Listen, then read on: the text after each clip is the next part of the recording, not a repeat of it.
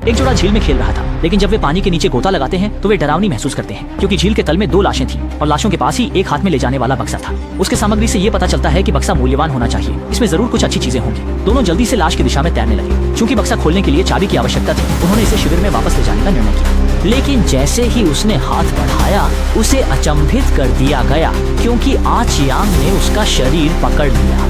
लीसा तलवार नहीं ले पाई तो उसे दूसरा तरीका सोचना पड़ा।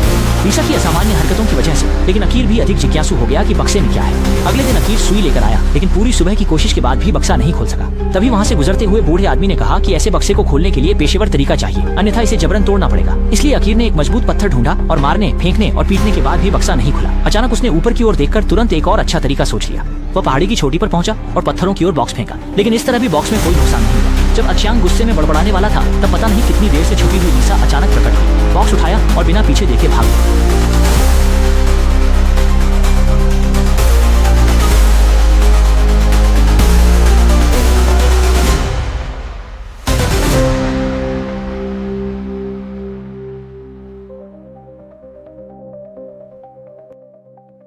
मुड़कर जाना पड़ा। लीसा समझ गई कि वह खुद से यह बक्सा नहीं ले सकती, इसलिए उसने जैक को ढूंढा और मदद की उम्मीद की, क्योंकि वह जानती थी कि जैक के पास तरीके हैं। हालांकि जैक ने बिल्कुल भी मदद करने की नहीं सोची। लेकिन जब लीसा ने बॉक्स की सारी चीजें निकाल ली, तो उसे पता था कि बॉक्स को कभी भी अक्षयांग के हाथ नहीं लगने देना है, नहीं तो सभी जीवित बचे लोग। इस क्रिया ने उसे भी लीसा पर शक करना शुरू कर दिया। इसके बाद जैक ने आकियांग को ढूंढ निकाला। आकियांग को उसके आने के उद्देश्य की पूरी जानकारी थी।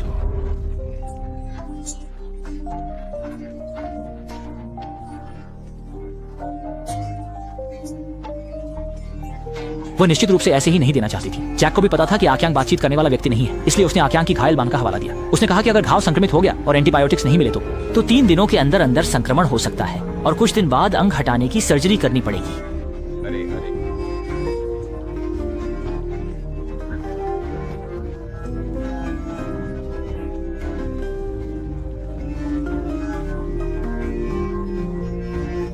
जब जैक ने एक लिफाफा उठाया तो उसने सोचा कि शायद लीसा जो चाहती है वह वही हो।